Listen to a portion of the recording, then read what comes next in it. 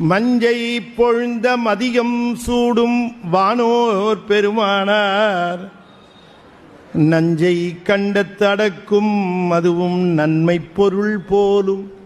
சிவபெருமான் ஒருவன்தான் நன்மை பொருள். நம்முடைய தீமைகளை எல்லாம் வாங்கி கொண்டு நமக்கு நன்மை தரக்கூடிய பொருள், நம்முடைய வினைகளை எல்லாம் வாங்கி கொண்டு நமக்கு நன்மை தருகிற பொருள். அவர் பிச்சாடனர் என்று நிற்பது எதற்கு பிச்சை ஏற்கிறார்? நம்முடைய ஆணவ மலத்தை பிச்சை கேட்கிறார். ஆணவ மலத்தை பிச்சை கேட்கிறார். அதுதான் பிச்சாடனர். கொண்டு வா ஆணவத்தை, கொண்டா இங்கென்ற. நம்மளா கொடுப்போம், சாமி இது எனக்கு வேணும் என்று நாம் தருவதில்லை. அப்படி பிச்சாடனர் வருகிற பொழுது அவருடைய பிச்சை பாத்திரத்தில் 10 ரூபா காயினும் 5 ரூபா காயினும் போடுறோம், செல்லாத காயினர்.